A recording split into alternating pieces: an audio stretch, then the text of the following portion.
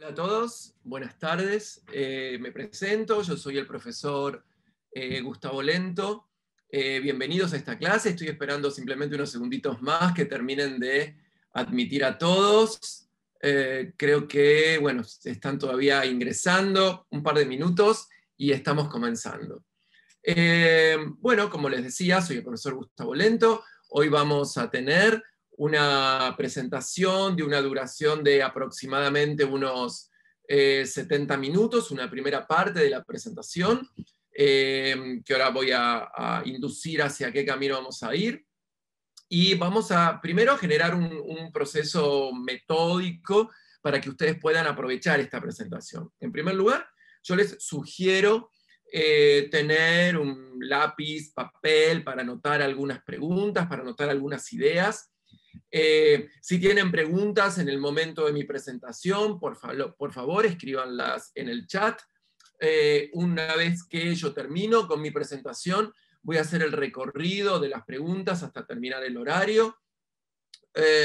Recuerden que mi presentación, como dije al comienzo, durará unos 70 minutos y después nos vamos a dedicar a tener una charla entre nosotros y poder de alguna manera contestar las preguntas que a ustedes les surja el día de hoy. El primer punto interesante a aclarar de la presentación del día de hoy, que no estamos ante una clase de historia de la moda. Voy a explicar por qué esto no es una clase de historia de la moda, pero sí vamos a estudiar otro fenómeno que hace a la construcción de la moda. Por ende, comienzo, no sé, Pamela, si querés que espere un segundito más para la presentación, por si están admitiendo más personas, o ya comparto lo que traje, Pamela. Puedes dar inicio, ya hay bastante gente Dale. en la sala. Dale, perfecto. Entonces, doy inicio a lo que traje para compartir con ustedes. Recuerden, si quieren escribir las preguntas en el chat. Apago mi cámara, pero estoy por acá.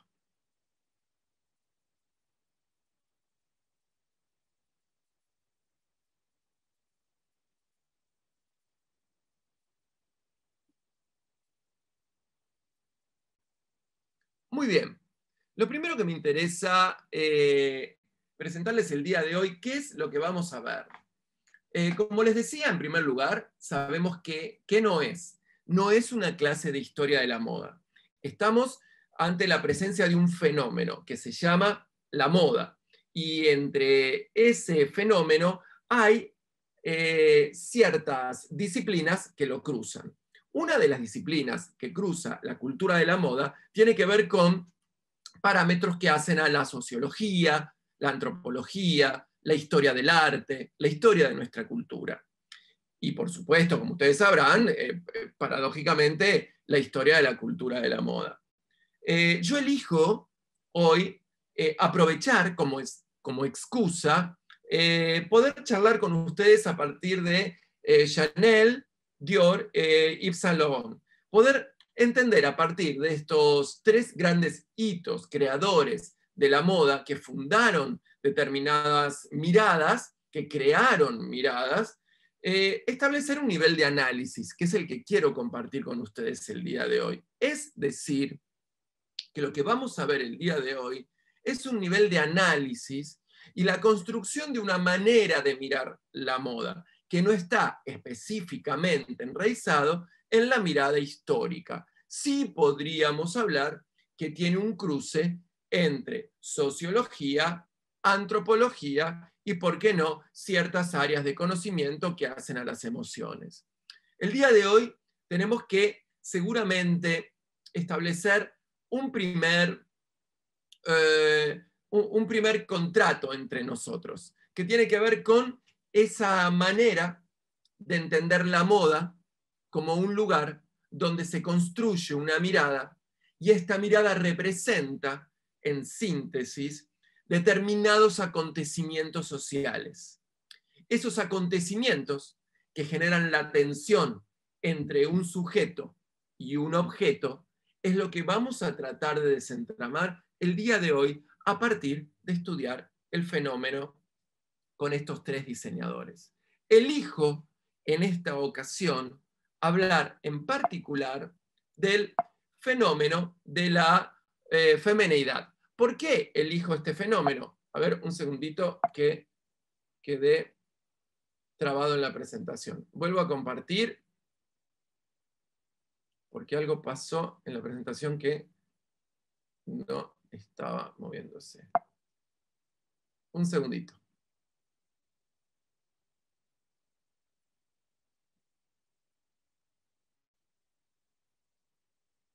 Ya estoy, ¿eh?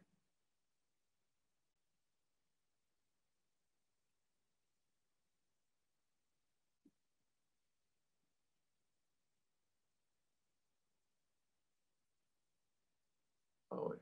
Estoy viendo que pasaba algo con la visualización de mi pantalla. Pamela, dame un segundo que ya lo termino de solucionar.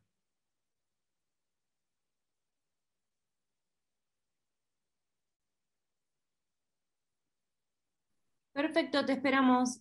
Ya lo tengo, ya lo tengo. Era una cuestión simplemente del sistema.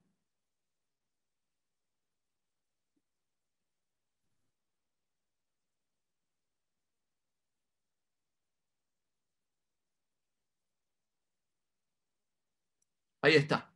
Bien. Entonces, les decía que vamos a tomar como parámetro de análisis la ruta de lo femenino, de la feminidad en la historia de la cultura. Para poder llegar al análisis de Chanel, Dior y Yves Saint Laurent, necesitamos primero entender este fenómeno. Tal vez me interesa compartir con ustedes 3 momentos de la historia de lo femenino. Esos 3 momentos lo podemos entender como momentos de análisis, digo, ¿sí? El poder femenino sobre la procreación, la desinstitucionalización de la familia y la promoción del referente igualitario de la pareja. Digamos, son como los 3 momentos que vamos a tratar de entender hoy para entender de qué manera en la historia de nuestra cultura fue concebido lo femenino. Entonces, vamos a atravesar lo que Lipovetsky supo llamar, el sociólogo Gilles Lipovetsky, un libro muy, muy interesante que recomiendo que se llama La tercera mujer, supo denominar y dividir a la historia de la mujer en 3 grandes momentos. Vamos a atravesar entonces unos breves ítems de la primera mujer para entender la problemática del día de hoy. Podríamos decir que la primera mujer es aquella que se encuentra bajo el dominio de la masculinidad. En manos de los hombres, en ese periodo, se encuentran todos los intercambios políticos, económicos, sociales, la guerra, las tareas que se relacionaban con la cultura y la religión. Solo una misión era otorgada a la mujer, que era la función de la maternidad. Es decir, la primera mujer era concebida en la historia de nuestra cultura como ese momento donde solo su rol era ser madre. Desde los mitos salvajes hasta la Génesis, se podría decir que dominaba la temática de la mujer como potencia misteriosa, como potencia maléfica. Era como el elemento oscuro, diabólico, de encantos, que llevaba adelante determinados engaños, como ardid, utilizaba el ardid amoroso para utilizar esos poderes oscuros a la hora de la seducción. A la mujer se la asociaba con las potencias del mal, del caos, de los actos de magia, de hechicería, con las fuerzas que agraviaban el orden social. Fíjense ustedes, estimados alumnos, permítanme llamarlos así, que la primera mujer construye una idea que duró casi diría hasta el siglo XII estuvo esta mujer presente. Ciertamente, entre el siglo XII y XIII comienza a haber alguna mutación, pero permaneció esta idea. Y también podríamos decir que yo estoy hablando de la cultura de la mujer en el rango de Occidente. También podríamos hacer un análisis de Oriente y estaríamos parados hoy tal vez en otro tipo de conjugación histórico-social. Esta mujer occidental, que como primera mujer tenía como único lugar la maternidad y también tareas de servicio, ¿de acuerdo? Porque también estaba tareas de servicio que me gustaría llamarle servicio hoy, pero en realidad eran prácticamente tareas de esclavitud. En ese momento la mujer no podía elegir ni marido, ni matrimonio, ni momento para concebir, ni cuando quería. Todo eso le estaba vedado ser integrante de la cultura, como le estaba vedado cualquier situación que tenga que ver con lo social. Entre la mujer y la esclavitud había prácticamente la misma idea o el mismo rango social. Pasamos entonces rápidamente a la segunda mujer. Aquí ya aparecen algunos cambios y podríamos decir que desde el siglo XII, como les nombraba yo hace un ratito, empieza a aparecer el culto a la dama amada. Pero esta dama amada se le pretendía el culto a partir de sus perfecciones. ¿Perfecciones de qué tipo? Ciertamente corporales. Esto se prolonga a lo largo de los siguientes siglos y casi podríamos decir hasta el siglo XVIII perdura el culto a esta dama.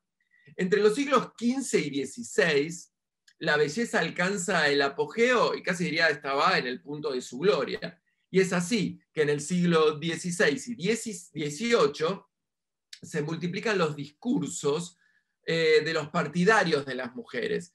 Ahora, este concepto me interesa, como lo marca Gil Lipovetsky, ¿no? Una de las cosas que dice es que se admiraba a la mujer desde su físico, desde las costumbres, desde la cortesía, desde las buenas maneras de vivir, y estaban ahí presentes esa mirada donde la mujer era como una especie de gran recepcionista, una hoster, una especie de figura importante a la hora de las relaciones públicas. Comienza a aparecer entonces un primer principio, que es el principio de la cosificación de lo femenino. ¿Qué quiero decir con esto? Esa mujer todavía seguía cumpliendo los mandatos de una cultura patriarcal. Esa cultura marcaba que en ese punto el culto a la dama tenía que ver con la observación de la dama, sus perfecciones y el uso de la dama para determinados menesteres que no eran ocupados por el hombre. De todos modos, seguía estando presente, si bien aquí el aspecto social, el aspecto de interrelaciones sociales, tal vez no estaba tan vedado, seguía habiendo otros aspectos vedados, matrimonios arreglados, no control sobre la natalidad, no acceso al mundo laboral, al mundo del estudio. Es decir, la mujer, si bien era contemplada, había un culto a la dama y empezaba a aparecer algo llamado el bello sexo, también era producto de un modo de, ¿por qué no?, de sacralización, como dice esta placa en el siglo XIX, de la esposa, madre y educadora. El siglo XIX instala esta idea. El siglo XIX ya se pone claramente a hablar de el proceso donde todos estos hechos tienen en común poner a la mujer en un trono y magnificar su naturaleza, imagen y papel en la sociedad. Digamos, desde el culto a la dama a la sacralización, ¿no? Es decir, el siglo XIX instala esta idea que carga a la mujer como única responsable de la educación de los hijos de una familia, de la mantención de una familia sobre el rango de hogar, contención, educadora. Ese momento, fíjense, siglo XIX, no estoy hablando de hace tantísimo tiempo, si bien estamos en el siglo XXI, no estoy hablando, ¿no?, de tal vez de una época en donde no tenemos referencias históricas.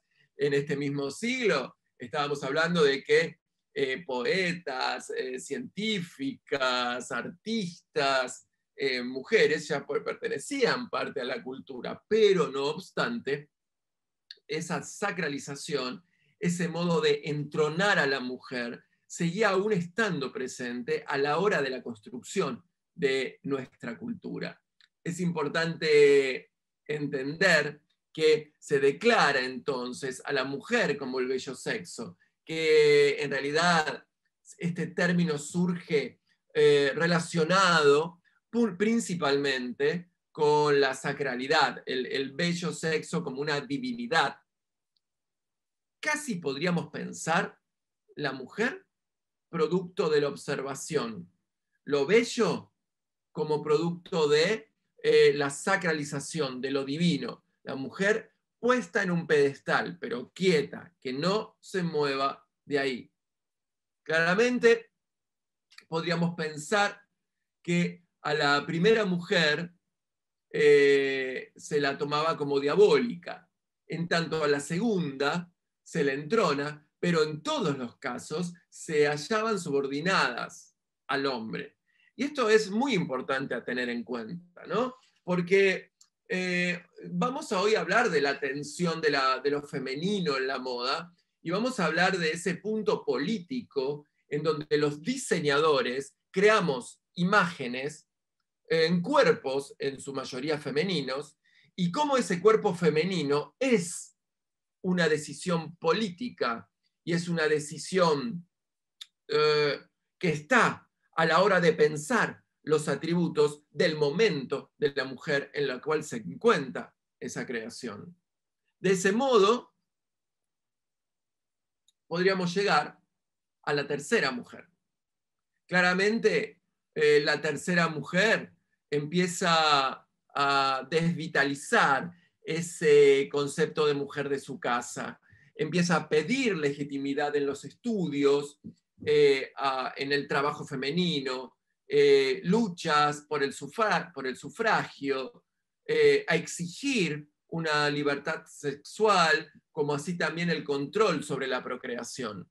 La tercera mujer se destaca por este punto. Principalmente en dos factores quisiera destacar yo. El control de la procreación es un punto clave en la historia de lo femenino, fundamentalmente a finales del siglo XIX. El derecho al sufragio fue una lucha muy importante que instala el siglo XX. El derecho en las relaciones, decidir la mujer con quién quería estar y con quién no quería estar, y principalmente una emancipación en la educación de los hijos, es decir, no ser la única responsable de la educación de los hijos ante la familia. Este modo de la tercera mujer se intercepta con otro que estaba sucediendo en el mismo momento de la construcción de un parámetro muy importante que tiene que ver con la revolución industrial.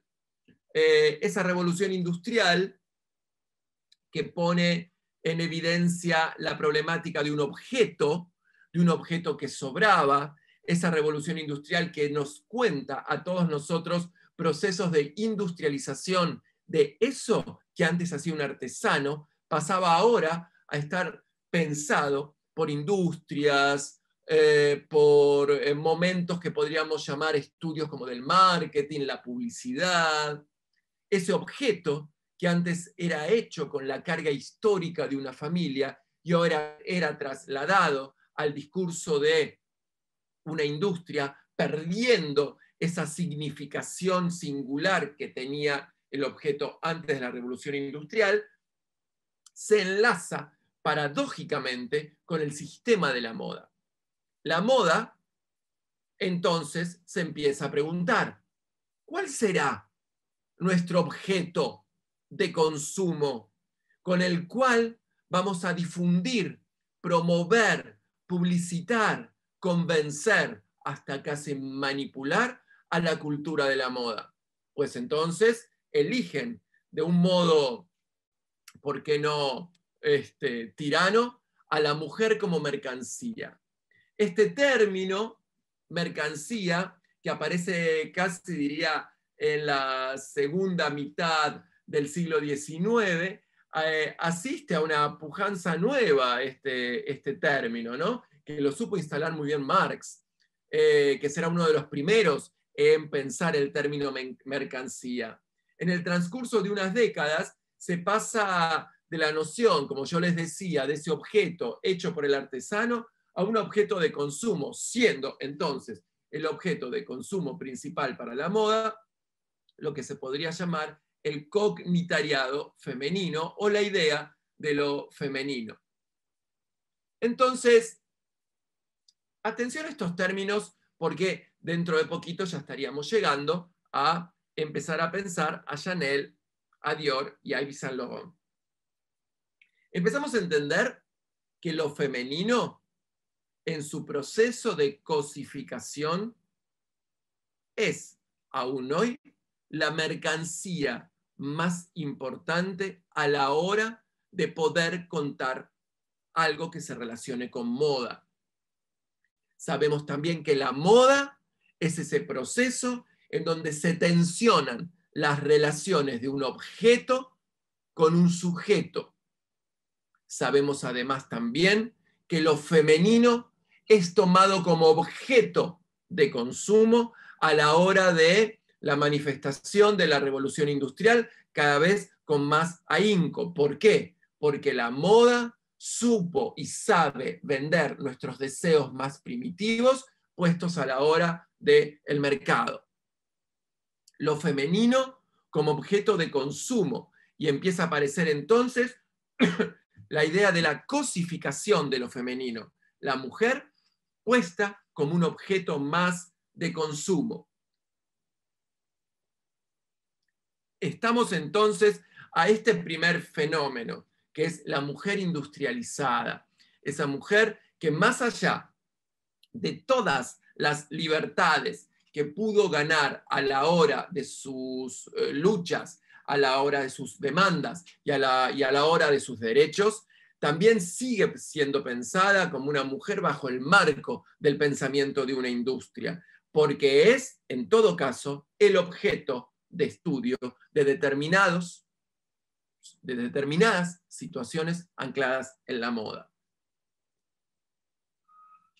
Empieza a aparecer entonces esta idea, ¿no? Para que esa mujer cosificada, mercantilizada, industrializada, pueda estar en el circuito del pensamiento de la moda, empieza a aparecer entonces la movilización del deseo como estrategia del consumo. Ahora, quiero que entiendan algo, a ver si llegan a linkearse conmigo en esta idea.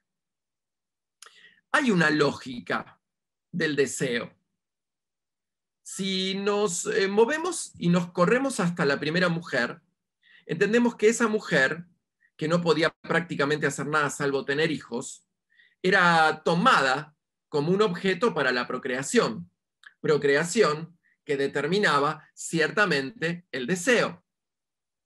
Podríamos entender que en la segunda mujer, la mujer entronada, la mujer sacralizada, el culto a la dama, bueno, un culto a la dama y sus perfecciones no era más ni nada menos que la mujer cosificada mostrando sus perfecciones corporales para generar el deseo del patriarcado. La mujer adquiría la forma del deseo de ese patriarcado.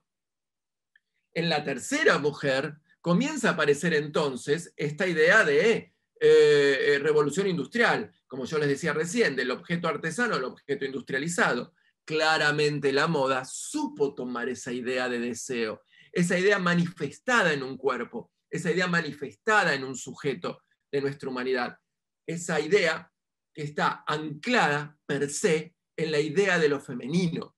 Entonces se toma la idea de lo femenino y su link con el deseo para una movilización constante como una estrategia de consumo.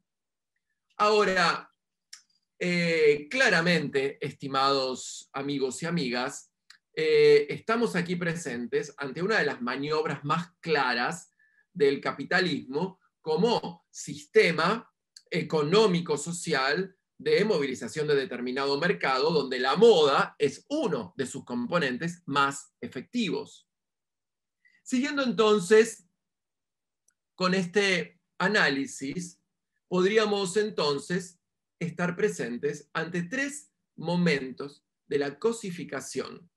Vamos a entrar ahora a entender tres modelos de mujeres cosificadas, ciertamente, y vamos a entrar entonces a tres diseñadores para poder entender de qué manera esto tiene una lógica. Volvamos al punto radical de mi clase del día de hoy. Quiero desarrollar con ustedes la hipótesis de la historia de lo femenino en su rango de cosificación y de movilización constante del deseo como producto de los significantes de la moda. ¿Sí? Vamos a ver y estudiar esa tensión. Por eso es que elijo a Chanel, a Dior y a Yves Saint Laurent. Claramente elijo porque los años 20, mediados del siglo XX y los 70, podríamos decir finales, estamos presentes a determinados tres fenómenos que estos diseñadores supieron hallar poderosamente bien a la hora de pensar la historia de lo femenino. Avanzando con mi presentación, ya estamos entonces en condiciones de, hecha esta breve introducción acerca del cognitariado femenino, ya les puedo presentar a Gabrielle Chanel. Podríamos decir que los años 20 de la Garzón, como se llamaba habitualmente, siguen siendo los años vestidos por Coco Chanel. Así la llamaban, Coco. Así como los años 50, ¿no? De la burguesía elegante fueron vestidos por Dior, y los 70 de la intelectual emancipada fueron vestidos por Saint Laurent, podríamos encontrar entonces una deducción clara acerca de estos tres fenómenos que estamos hablando el día de hoy. Chanel, en el momento de su creación, la marca en 1909, Chanel responde a las aspiraciones de una mujer en el comienzo de su emancipación.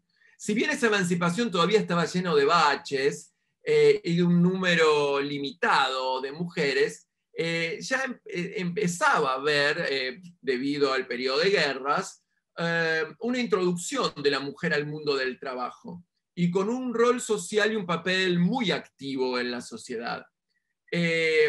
Sobre todo mediante dos reivindicaciones muy importantes.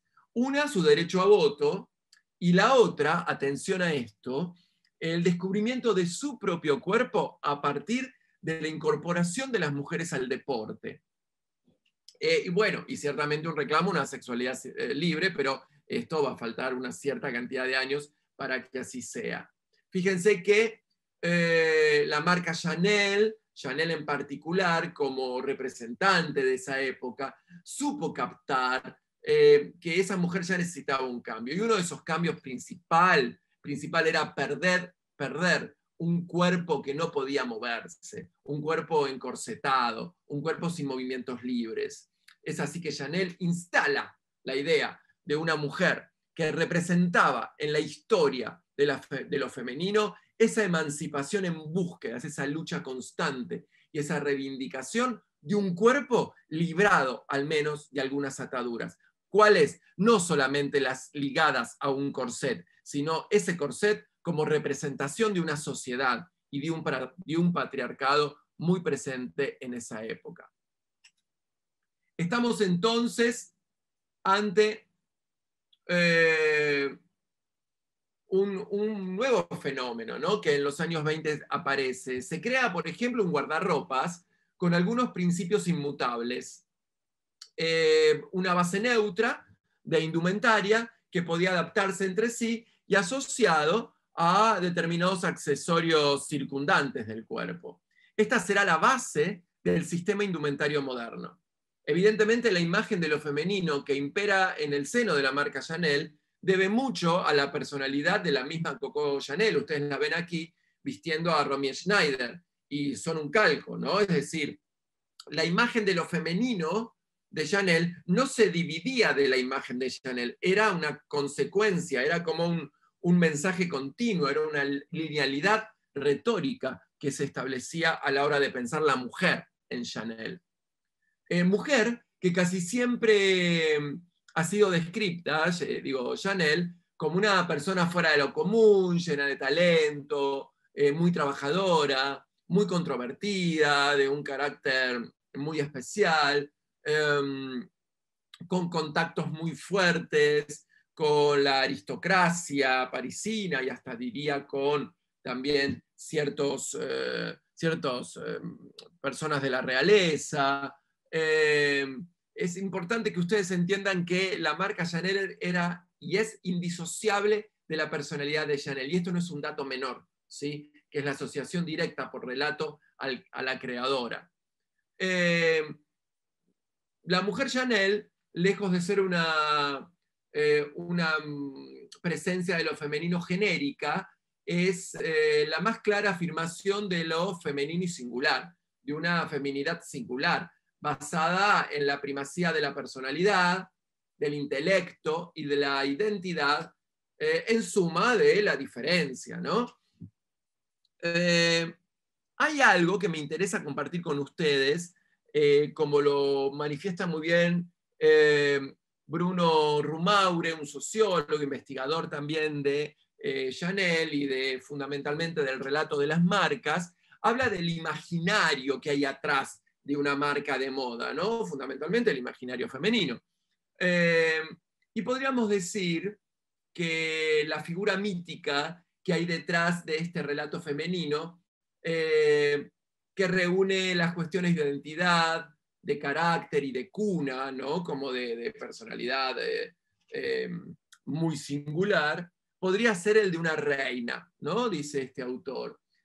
Porque la reina es, entre todas las figuras femeninas mitológicas, la que mejor reúne las nociones de destino, de personalidad singular y de determinada soberbia. Este tipo de mujer pensada por Chanel es también pensado en la relación sujeto-objeto como la mujer sin objeto, la mujer sin hombre, la mujer sola, la mujer como una reina, ¿sí? Apoderada, una mujer que puede decidir por sí misma, decide sobre su cuerpo, pero también no tiene a la mirada de lo patriarcal manejando su vida. A mí me gusta pensar, antes de pasar a lo siguiente, que lo contemporáneo que tiene la mirada de Chanel en algunas luchas femeninas el día de hoy es increíble, y estamos hablando de, ¿no? Estamos hablando de la década del 20, ¿no? Principios del siglo pasado, pero fundamentalmente el 20, donde se gana el poder más fuerte de este imaginario femenino. Me interesa también compartir con ustedes que es importante ver el contexto, ¿no? Es muy importante analizar lo contextual para entender lo que significó realmente ese cambio, ese modo de vestir, y no se olviden un dato muy importante. Se crea el sistema de la modernidad de la indumentaria, que es un principio básico ordenador de un tipo de indumentaria, podríamos decir ciertamente formal, con combinaciones de accesorios rotativos. Se crea como el guardarropas contemporáneo a partir de ese momento, y era totalmente distinto lo que pasaba ante de otros cuerpos en ese mismo momento, y ni que hablar si nos referimos a periodos atrás. Entonces estamos ahora avanzando ante Dior, ¿no? Y acá me interesa poder pararme un segundito para seguir en realidad con lo que estamos hablando. Nosotros sabemos que, como decía, a partir de la silueta, a partir de esa tensión que surge entre sociedad, cultura y moda, se establece un término político, que es la figura de lo femenino. Y esa figura de lo femenino como modo de contar determinados principios de normalizadores y reglas morales de la sociedad.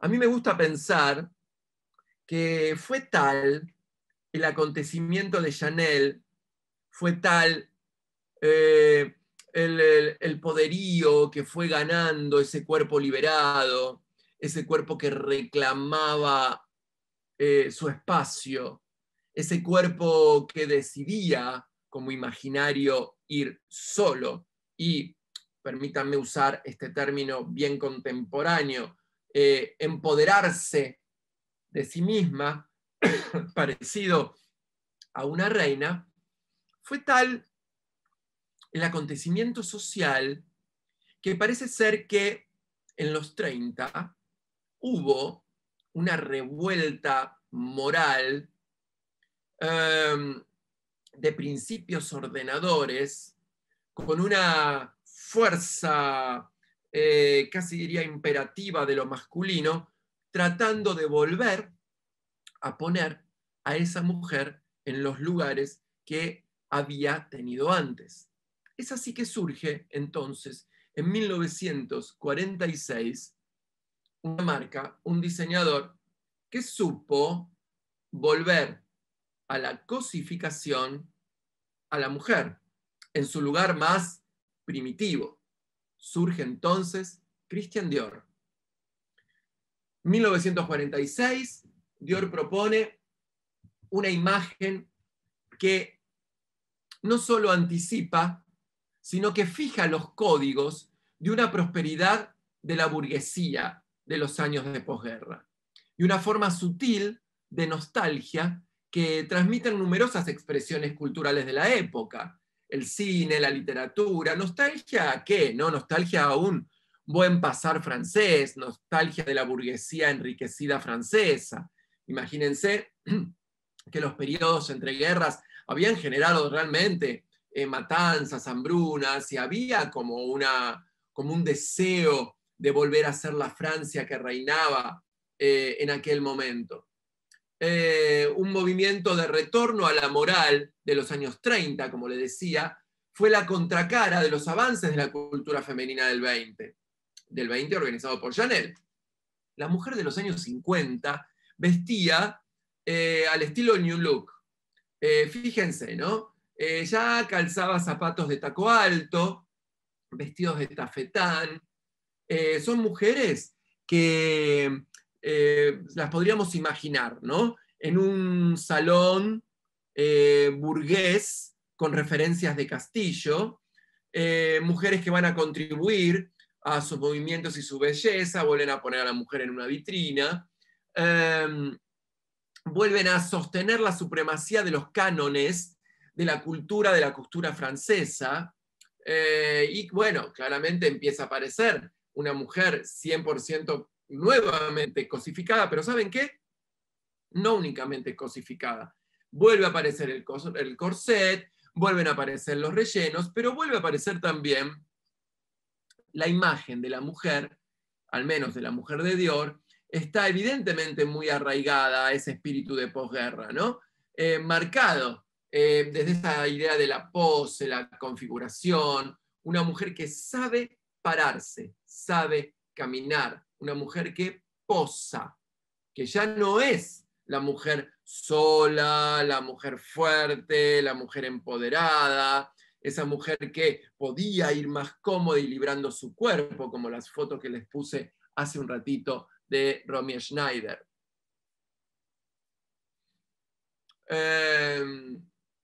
Avanzando un poco más, Dior impone en 1947 una silueta de una mujer arreglada, ¿no? De gestos estudiados, con un físico cuidado. Como muchas actrices de la época, acá tienen un ícono de Dior, que fue Marlene Dietrich, que representa claramente ese tipo de cuerpo, ¿no? Que me gusta presentarles el día de hoy. Gestos estudiados, remite esencialmente a una retórica de la figura y de la pose, como les decía, y por lo tanto del cuerpo, ¿no? Vuelve a aparecer el cuerpo como centro y objeto y movilización del deseo, recuerden.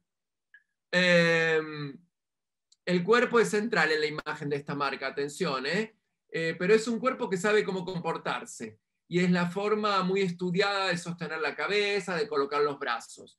La mujer accede a un cuerpo idealizado, ¿sí? Atención a eso también, un cuerpo ideal, la idealización de un cuerpo, el deseo de que todas deben y deberían tener ese cuerpo, al ser idealizado.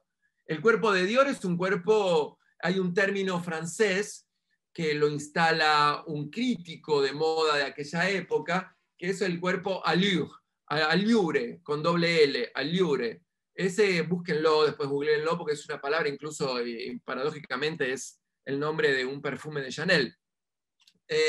Pero allure significa un cuerpo con imagen, un cuerpo sofisticado, un cuerpo con pose, ¿sí?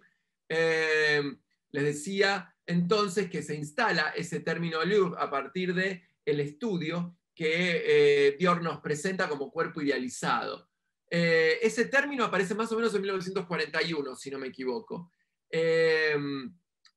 Y lo designaba justamente este autor para hablar de ese tipo de cuerpos que estaba viniendo. En el centro de la marca Dior hay una mujer entonces que posa y que es en sí el origen mismo del relato. Acá fíjense estos puntos que puse, ¿no? Gestualidad estudiada, pose reconfigurada, la mujer, el cuerpo como objeto.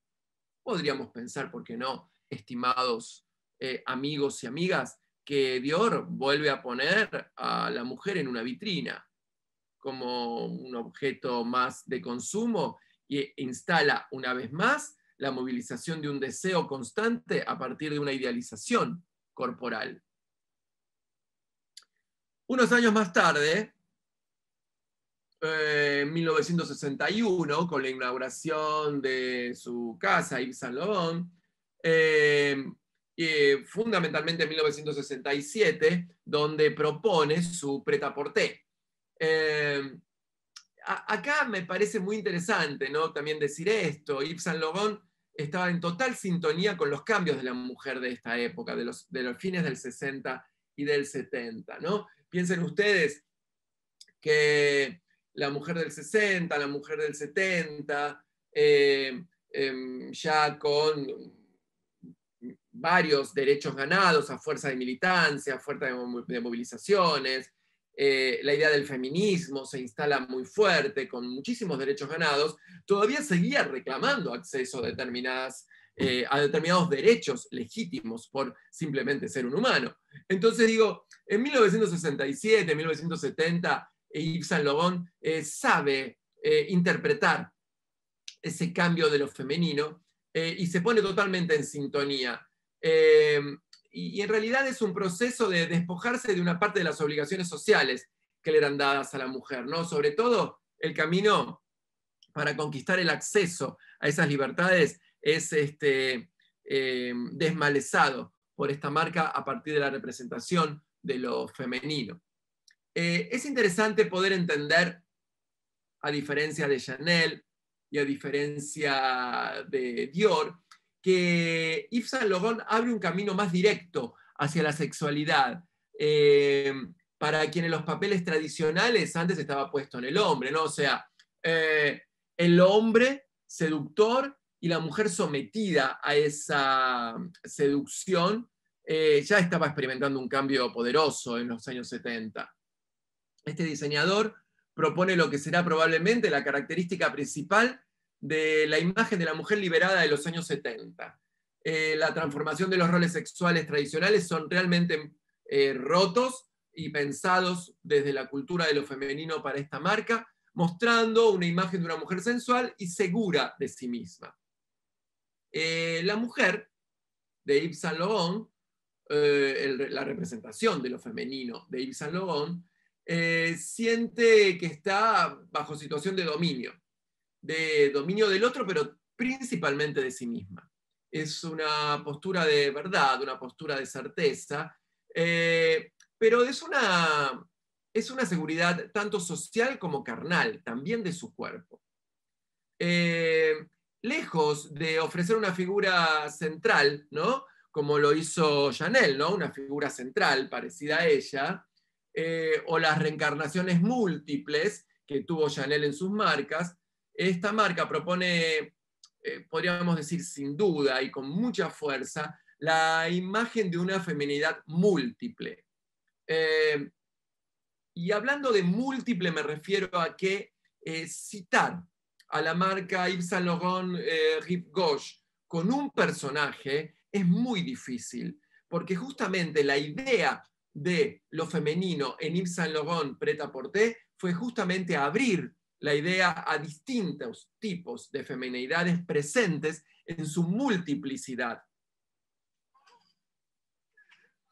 Entonces fíjense acá, ¿no? Empieza a aparecer como uno de los primeros cambios que me interesa compartir con ustedes el día de hoy. En primer lugar, estábamos ante la mujer de Chanel, ¿no? La mujer reina, la mujer sola, en una configuración de relato directo con su creadora. Domina la década del 20 a partir de representaciones sociales nuevas y luchas sociales de lo femenino. No obstante, todavía seguía estando en el archivo muchos derechos a conquistar. En el fines del 30, principios del 40, fines del 40, principios del 50, Dior instala nuevamente a la mujer cosificada, a la mujer objeto, a la mujer, podríamos decir, reconfigurada en un rol. Instala la idea del cuerpo como deseo, un cuerpo idealizado. Vuelve a aparecer una liberación del cuerpo a partir de Yves Saint Laurent, pero esta vez con una mujer ya de dominio. Tal vez el dominio que habían adquirido en los años 20 con la liberación que instala los años 60 del cuerpo. Esta marca es la primera marca de moda que rompió con la costumbre de citar, por ejemplo, siempre el mismo tipo femenino, ¿no? Y eso es muy importante. Recorrió, como les decía, voluntariamente, mediante imágenes de mujer, todos los tipos variados de cuerpos que ustedes podrían pensar. Por eso les decía que es muy importante entender lo que significó Yves Saint Laurent en los 70, fundamentalmente, insisto, con este punto de Rive Gauche, que fue su marca Pret-à-Porter. Avanzo. Vamos entonces a este cuadrito que les preparé, que les puede servir de guía, para una guía como de repaso para entender los 3 circuitos de lo femenino que estuvimos recorriendo el día de hoy.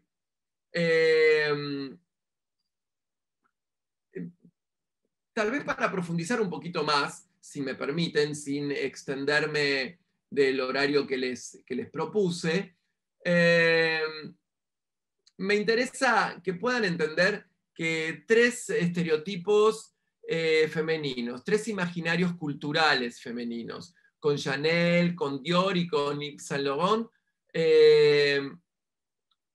son como 3 aspectos. Estos 3 imaginarios culturales femeninos que van mucho más allá de una simple adaptación de lo femenino a la cultura. Son 3 acepciones de lo femenino, sobre los cuales estas marcas se apoyaron en su discurso de identidad. No se olviden que estamos hablando de 3 marcas instaladas en el mercado.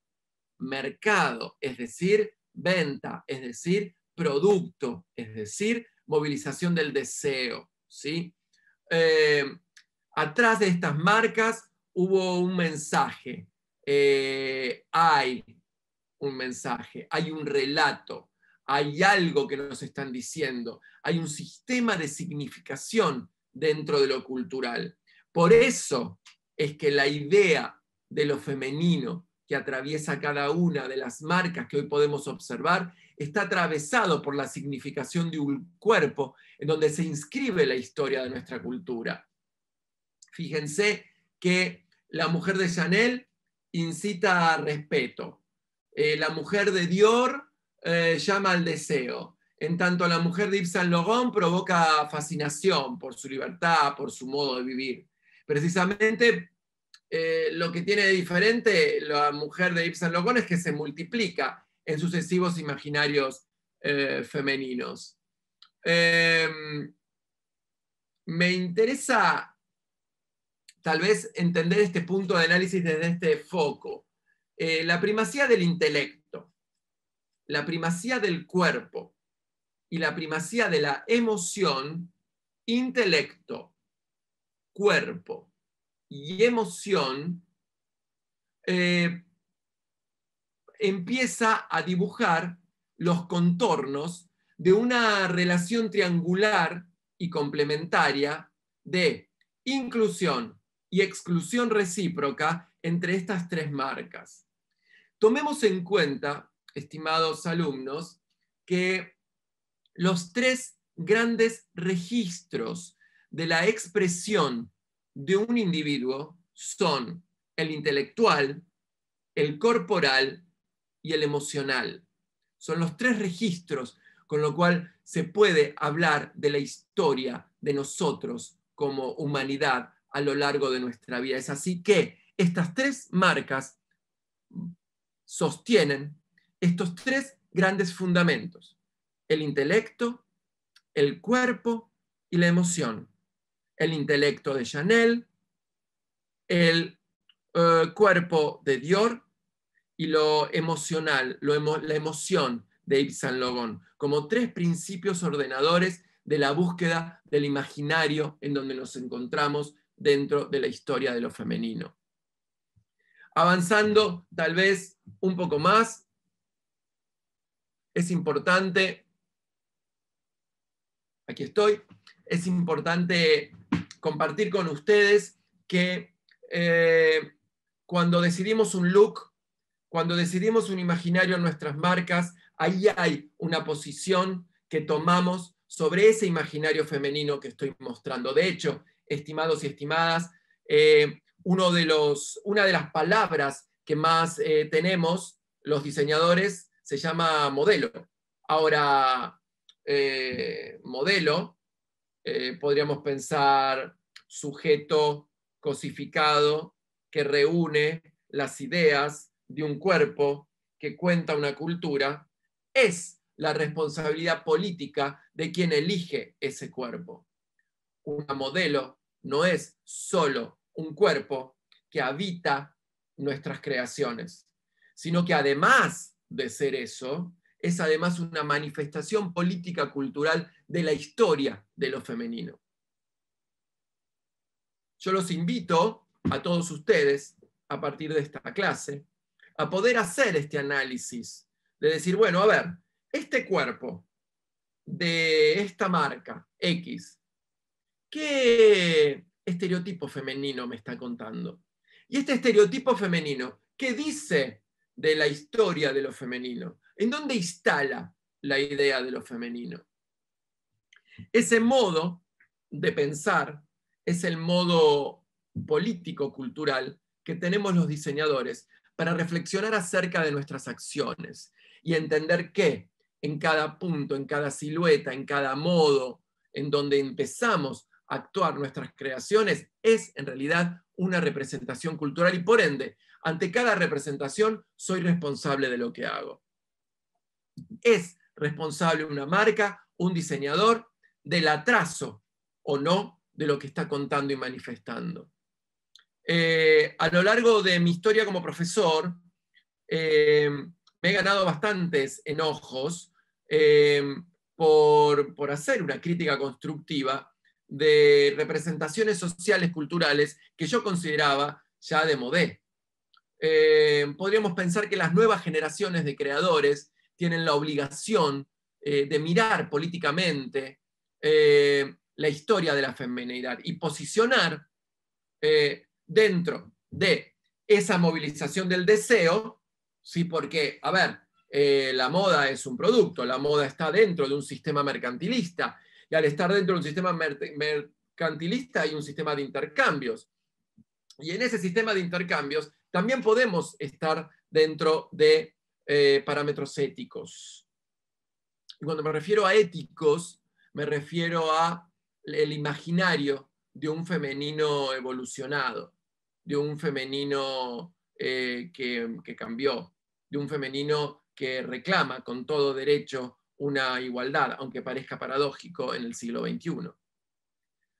Los grandes cambios que se nos aproximan, más allá de todos estos que estamos atravesando hoy, vienen empujados por un cognitariado femenino que está trayendo reflexiones, que está interpelando, que está generando nuevos procesos de pensamiento y resignificación de lo que somos y de lo que hacemos.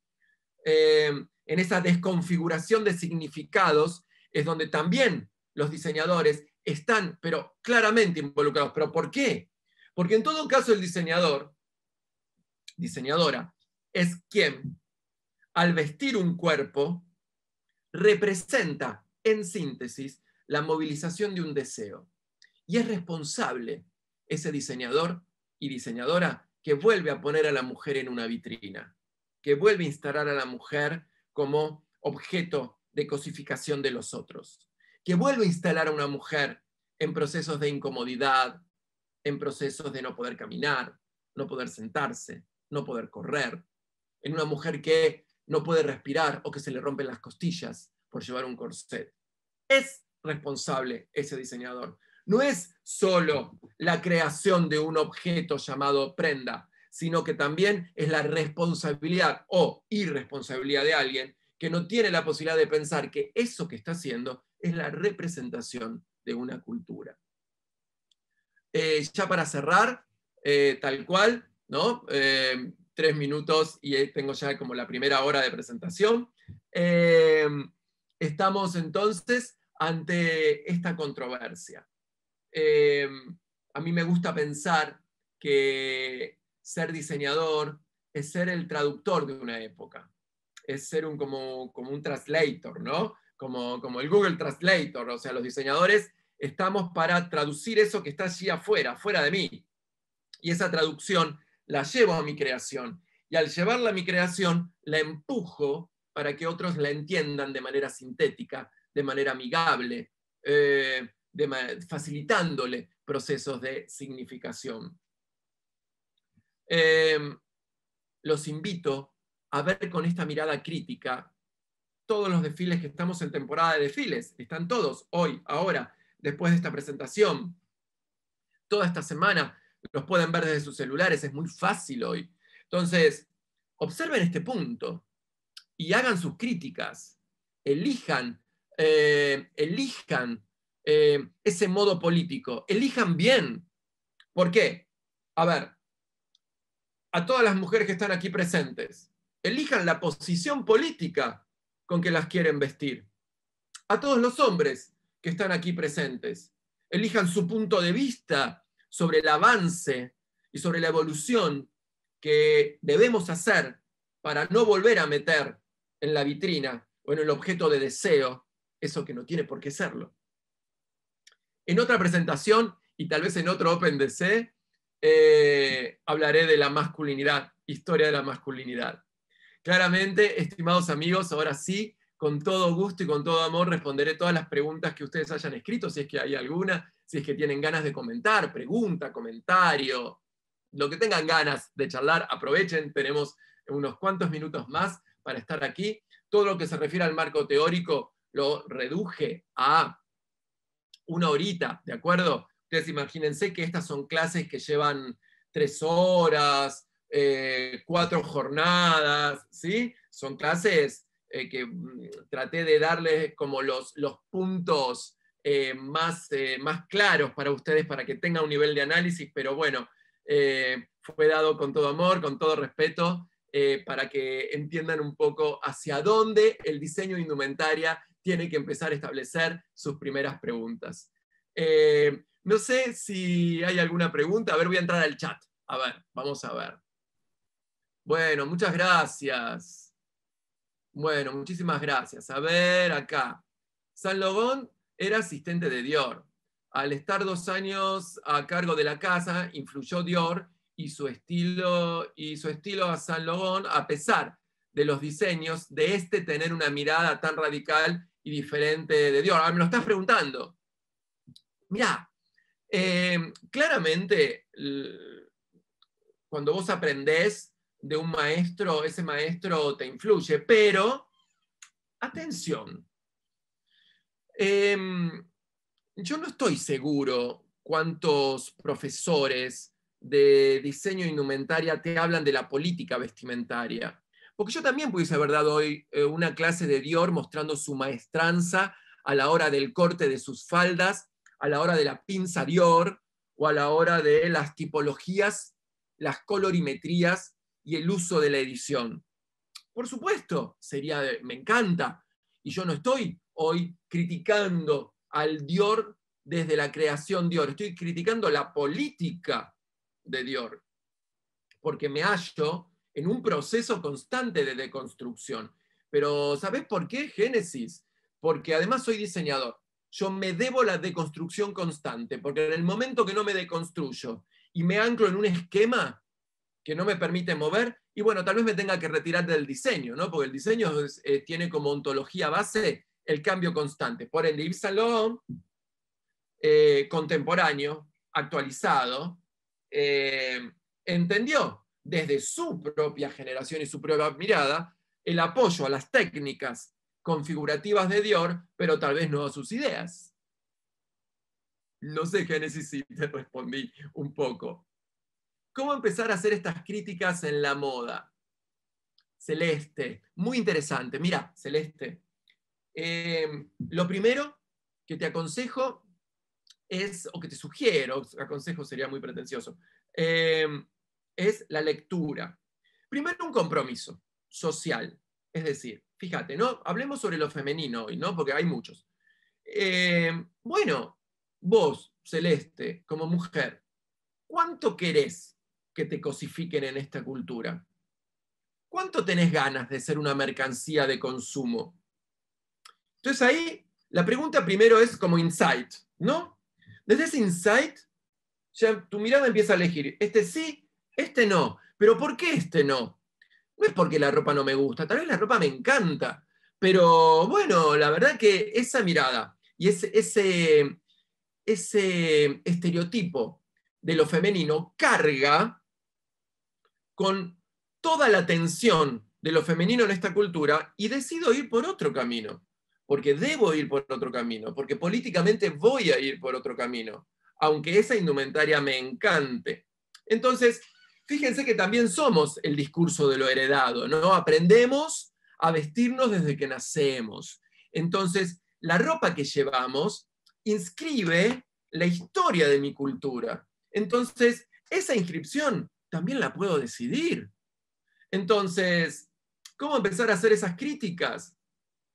Leyendo, te va a parecer una cosa de señor muy grande lo que te digo, ¿no? Pero bueno, sí, leyendo, estudiando, teniendo una convicción de cambio y así, charlando con profesores, con otras amigas, y seguramente esa crítica empieza a aparecer. A la moda hay que criticarla, chicas, ¿eh? ¿Saben qué es lo que más detesto ahora que estoy en charla con ustedes? Detesto en forma simpática, lo digo, sí, no es que detesto de verdad, porque lleva mucha energía detestar, ¿de acuerdo? Digo, me cae un poco así como muy ácido. Es cuando likean marcas y le ponen fascinante, maravilloso, genio. De acuerdo, sí, sí, está muy bien. Hay creaciones que son para felicitar, pero también para criticar.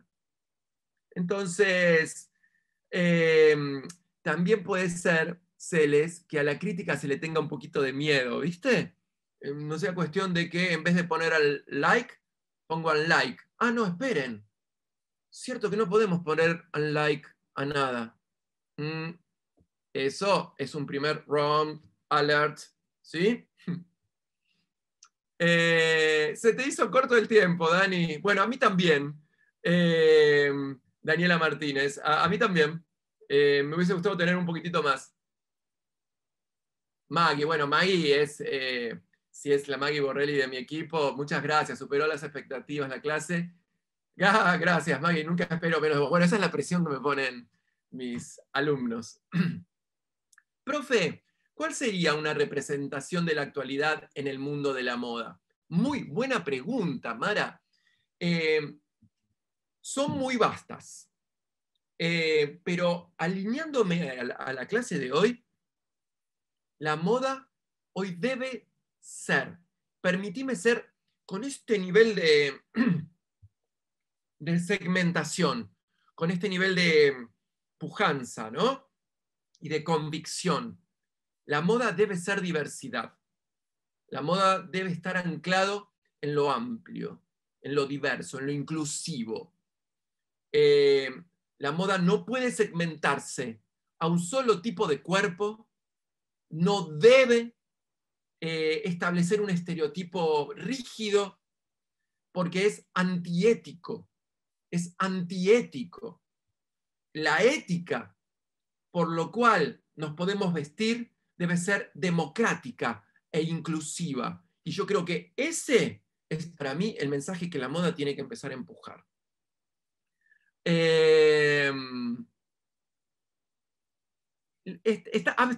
Hay muchos cambios en eso, ¿sí? Me trabé. Hay muchos cambios en eso. Ya empezó a ver. Mirá, si vos googleás o si ves, acá por ejemplo hay alguien que me acompañó todos estos años en todos los eventos que mostramos en la UP, que es Lila. Lila es testigo de que en los desfiles que propongo hay diversidad de cuerpos, porque es la parte política. No considero que esté bien pensar un solo tipo de cuerpo, considero que es casi nivel aberración. Hermoso, saludos, dice Ivanka. Tu clase es tan interesante, bueno, muchas gracias, Barbie. Gracias, excelente explicación, me dice Silvia. Celeste me hace otra pregunta. ¿Quién de estos tres diseñadores es el que más, supongo que querés decir, influenció hoy en día la moda? Mi punto de vista, sin ser un historiador, Yves Saint Laurent, Philippe Gauche, supo traducir hasta el día de hoy. Vos ves los desfiles de Yves Saint Laurent y ves cómo replica esa idea de lo contemporáneo, de la comodidad, de la inclusión, de lo diverso, con ese mood tal vez un tanto más rocker. Para mí es Yves Saint Laurent. Por supuesto, no voy a descartar a Chanel bajo ningún punto de vista, pero me parece que lo de Chanel fue como regurgitado en algún caso por Yves Saint Laurent y lo construyó bien a su estilo. Personalmente es mi opinión, ¿de acuerdo? ¿Cómo entender la política en la moda? ¿Qué libros recomendás o dónde puedo investigar más? Excelente pregunta. Bueno, mira, te aconsejo, tal vez como una primera lectura de donde esta clase se reconfiguró, 2 libros. Te aconsejo La tercera mujer, de Gilles Lipovetsky, es un sociólogo, para entender un poco, ¿no? O sea, imagínate que yo te lo di en 10 minutos. En un texto vas a encontrar muchos datos hermosos acerca de la historia de lo femenino. Entonces ahí ya va a empezar a movilizar otras cosas. Otro texto que te aconsejo es Marcas y relatos. Marcas y relatos. La marca frente al imaginario cultural contemporáneo. La marca frente al imaginario cultural contemporáneo. Es la base de esta presentación del día de hoy y su autor es Bruno Remauri. Y griega final. Remauri. Bruno Remauri. Con esos 2 vas a estar bien y si no después inscribime a Instagram. ¿Sí? Mi Instagram es Gustavo Lento, el mío, y el de mi proyecto es Lento Modeón. Me escriben y yo paso data, chicas. No hay ningún tipo, y chicos, de inconvenientes. Paola dice, creo que cualquier arte habla de algo social, personal o político. Todos tienen algo que contar para poder cambiar algo. Y es genial que alguien por fin lo haya hecho. Por supuesto que sí, Paola. Digo, no existe representación visual que tenga significación cero, a pesar que nuestros pobres suprematistas, nuestros probes dadaístas, nuestros probes expresionistas y constructivistas trataban, ¿viste?, de darnos esa expresión cero.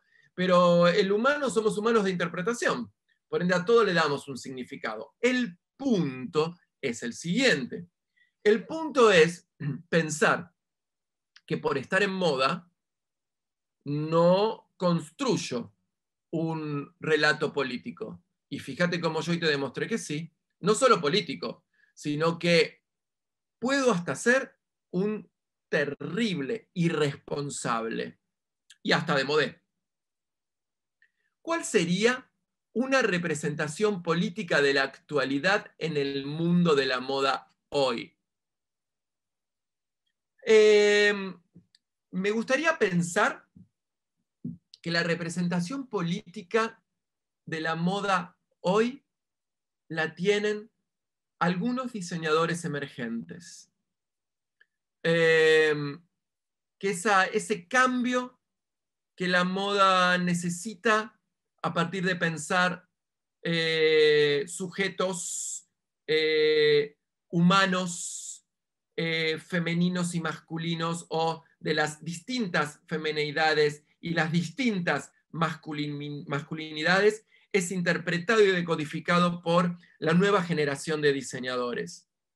No obstante, bajo mi punto de vista, en las últimas colecciones, en la confluencia de Prada Simmons, he visto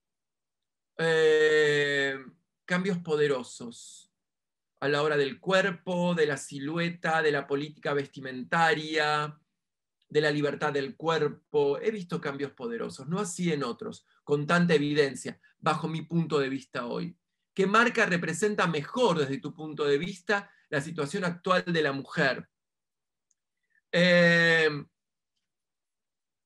Vos sabés, María de los Ríos, que es bien interesante tu pregunta, porque me gustaría preguntarte en qué segmento de la actualidad de lo femenino nos encontramos hoy. Te voy a dar un ejemplo, no sé si está aquí presente el día de hoy. Una de mis alumnas en un proyecto en este momento está haciendo una colección con políticas feministas. Entonces este profesor humildemente le preguntó, ¿y cómo se ve una feminista?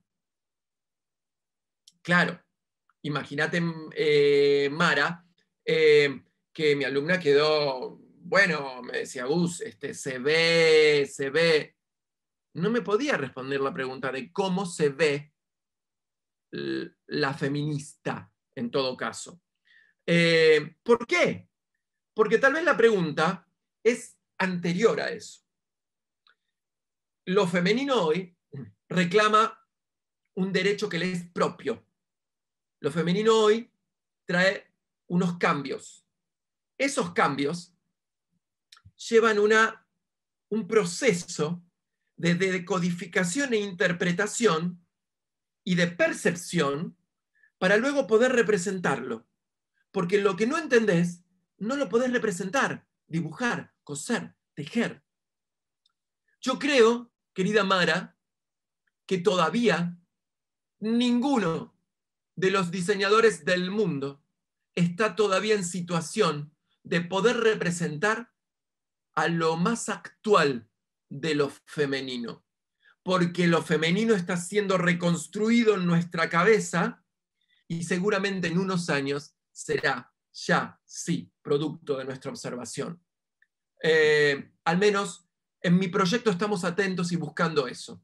Yo lo estoy buscando, pero no te podría decir con certeza que estamos ante lo más actual. Mira, de hecho, Mara, estoy viendo designers y de verdad tengo un enojo porque digo, ¡hey! ¿Qué pasa? Diseñadores siguen representando esos estereotipos femeninos que quedaron en la historia del tiempo. Bien, pero empecé a ver emergentes y ahí mi felicidad de poder ver en las nuevas generaciones de diseñadores esas intersecciones, esa hibridez, ¿no? Esa hibridez entre lo femenino y lo masculino, confluyendo, ¿no? Tal vez por ahí, Mara, tal vez por ahí. Observando. ¿Cómo la mujer pudo permitir el retroceso de Chanel a Dior? Ah, muy interesante. Bueno, mirá, Eh, yo me lo pregunté también, pero no te olvides que estamos hablando de una, de una movilización del deseo. En otra de mis clases, yo hablo de 3 tipos de cuerpo: del cuerpo dominante, del cuerpo permitido y del cuerpo disidente. No te olvides que en el mismo momento que existía ese cuerpo dominante instalado por Dior, la mujer en la vitrina, había cuerpos disidentes diciendo: no señor, no señor, yo así no. Bueno, yo hoy te presenté un marco. Hay también cuerpos disidentes que decían: no señor, gracias a ellos es que hoy tal vez nos podemos vestir con más libertad. Comparto con Celeste. ¿Nos puede pasar algunos títulos del libro? Bueno, ya pasé un par. Si no, escribime Gustavo Lento, Instagram, y Lento Modeón, Instagram. Y ahí, si quieren, comparto unos lindos libritos para que tengan como para comenzar lecturas. ¿Sí? Tenemos TikTok ahora también, el proyecto. Que se llama Lento Modeón, o Lento, después por Instagram se los paso, pero busquen TikTok, Proyecto Lento, por ahí va a estar. Pero si las críticas son constructivas o para reflexionar, siempre es fructífero, siempre, Sofi. Pero bueno, creo que las críticas habría que reclamarlas más a periodistas, editores, ¿no? Vos fijate, ¿no? Hace esto, Sofi, entra ahora a los Instagrams de los desfiles. Está bien, no es momento el desfile, de verdad, como para decirle a un diseñador, hey, entiendo también eso, ¿sí? Pero bueno, te propongo que busquemos cuántas críticas tienen de moda esos desfiles. Placer escucharte, gracias, More. Me enganché tarde desde Chile, Benja, bueno, la próxima. Es cuestión de ver a la crítica constructiva como tal y que sirva para abrir la mente, no para frustrarse desde ya. Opino exactamente igual. Profe, ¿cuál sería una representación actual de la mujer en el mundo de la moda hoy? ¿Qué marca representa? Yo creo que lo contesté, ¿no? Sí. Gustavo, me enganché tarde. Ay, ya estoy leyendo todo de vuelta. Extrañaba tus clases. Bueno, creo que... Ah, gracias, Pame. Acá Pame puso mi Instagram. Génesis, el último desfile de Saint Laurent Women's Winter 21 fue increíble, muy aclamado, con muchas buenas críticas, es cierto. ¿Ves la moda como un arte? No, Victoria, no. La moda no es arte. 2 puntos. La moda es, en todo caso, un artilugio cultural y social donde confluyen disciplinas. Tendrá alguna mirada artística, es diseño, es sociedad, es mercado, es marketing, es publicidad. No es únicamente arte. Y los diseñadores no somos artistas. ¿Podemos usar arte? Obvio. ¿Me puedo hacer el artista? Obvio. Pero digo, ni más ni menos. ¿Se entiende lo que digo? Es decir, no por no ser artistas somos menos. Somos otros. Nada más. Pregunta. Vamos a ver, Esteban. Ahí te leo. Si los cuerpos no son iguales y las mujeres son tan diferentes, cada marca tiene un cuerpo establecido o definido como objeto del deseo para generar sus ventas, o el atractivo de ellas porque cada mujer. Porque a muchas les encanta ser súper femeninas y con mucha postura, o definen mucho su cuerpo, porque el deseo es lo que nos hace comprar muchas veces. No entendí bien la pregunta, Esteban, tal vez lo leí horrible también puede ser, pero creo entender. Yo creo lo siguiente. Yo hablo del diseñador a la hora de su creación. La pregunta del diseñador de la marca es si lo que está haciendo responde a un código ético sobre la cultura de lo femenino. Si no responde bajo un código ético sobre la cultura de lo femenino y lo quiere hacer igual y tienen consumidoras que quieren seguir vistiéndose así, bueno, es un modelo de negocios.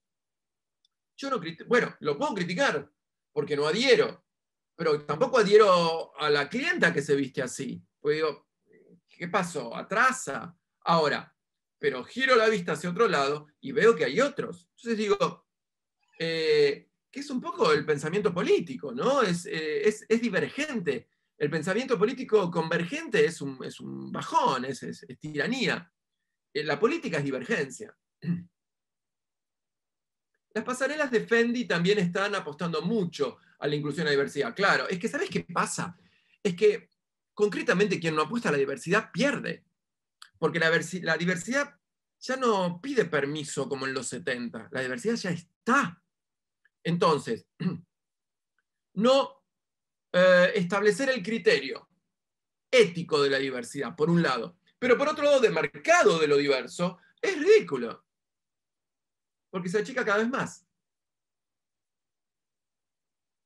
Mira, interesante la pregunta de Barbie. Me pregunta si el Dior de Galliano no se actualizó. ¿Sabés que no? Actualizó las formas, actualizó la indumentaria, pero el modelo femenino sigue siendo el mismo, mujer vitrina. ¿Cómo se explica que hayan museos en los que se represente la moda como porque los museos son bien piolas? Es decir, ante la falta de artistas y ante la falta de objeto de consumo de arte, la moda le da un manifiesto de representación social y cultural. Ahora, no significa que porque los diseñadores estemos en un museo, seamos artistas, ¿se entiende? Siento que algunas marcas tienen miradas diferentes ante la política y la cultura, ¿cierto? Es decir, algunas prendas me transmiten una etapa y otro atuendo, una totalmente diferente. Por supuesto, sí, sí, claramente. Es decir, las prendas son síntesis de la manifestación de una cultura. Esas prendas, pero no solo la prenda, el modo de llevarla, la idea de contexto donde se lleva esa prenda y quién lleva esa prenda construye el relato, no la prendita sola colgada, ¿se entiende? Sino que eso es lo más interesante de ser diseñador de indumentaria. El relato del diseñador de indumentaria no es lo que tiene colgado en el perchero, sino es lo que tiene colgado en el perchero, más la persona que se lo puso, para el momento que se lo puso, en el año que se lo puso, dónde se lo puso y para qué se lo puso. Entonces digo, todo eso es diseño de indumentaria. ¿Cómo ando? Estoy bien, ¿no? Pame, me quedan como 5 minutos. Sí, sí, venís bárbaro de tiempo. Bien, 2 preguntitas más y cerramos. La moda tiene diferentes abstractos de arte, siempre y cuando tengan diversas manipulaciones y integremos arte en moda. Comparto, 100%, sí, sí. ¿Tenés alguna página o canal de YouTube para ver los desfiles? Yo creo que los desfiles de Lento Moudon se ven en el canal de la UP, si no en mi Facebook, Gustavo Lento. Te haces amigo, te doy el aceptar y buscas en álbumes. Tengo todo ahí. Está toda la historia de los desfiles Lento Moudon. ¿Sí? Vas a encontrar las producciones fotográficas, los desfiles. Tengo mucha actualización de eso en el Instagram Lento Moudon también. Bien, llegué a la última pregunta. Ay, no. Espérate. Acá de Guada, sí. ¿Por qué no sería un artista un diseñador si es un creador? ¿Qué es hacer? Ah, bueno, yo no te puedo hablar, Guada, de qué es ser un artista. Sí te puedo decir qué es ser un diseñador. Mira, el ser diseñadores nos pone en determinada comitencia que es. Somos aquellos que interpretamos al otro, a la otredad, y le damos al otro lo que ese otro necesita para estar mejor, más cómodo, más fácil, más bello, eh, más inclusivo.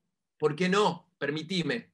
Más pacífico, más democrático, más solidario. Es decir, nosotros, los diseñadores, trabajamos a condición de la observación de un otro. Y es ese otro quien me ofrece la posibilidad de creación, de estar atentos a esos cambios culturales para poder expresarlos en un modo de traducción. El diseño ocurre en una acción dinámica de los cambios culturales. Un artista puede o no hacer eso. Un artista puede ensimismarse desde su obra, creer en su expresión, entenderse a sí mismo como un creador y desde ahí representar su obra. Y bueno, tal vez no tendría por qué estar 100% preocupado al quién. En tanto, los diseñadores es condición de diseño el quién, el para quién. Entonces, ahí hay una división bien interesante, ¿viste, Guada? Entre artistas y diseñadores. Y también tengo que reconocer esto, Guada. ¿Vos sabés que todavía se sigue pensando que en la escala de quién es más, quién es menos, se piensa que un artista es más que un diseñador? Entonces, en esa escala, los diseñadores decimos, no señor, no soy un artista, soy un diseñador, ni más ni menos que usted. Entonces, ¿puede haber diseñadores artistas? Claro que sí. ¿Puede haber artistas diseñadores? Claro también. ¿Puede haber por un lado artista y diseñador? También. Pero yo te hablo como diseñador y te digo, diseño no es arte. No tiene que ver con eso. Para mí. Va a haber otros que te van a decir que sí, que es arte. Y ahí me vas a tener a mí diciéndole, no, no, no, no. Bien. Lento Modeón, ahí está Pame. Hay un video muy interesante de Elsa Schiaparelli con Prada discutiendo si la moda es arte o no. Sí, es verdad, Belén. Es buenísimo. Bueno, Schiaparelli era amiga de todos los artistas. Ella decía que hacía arte y bueno, está bien. Es arte. Por aquí no. Bueno, sí, 2 minutos. Estimados, amadas y amados, muchísimas gracias por haber estado acá.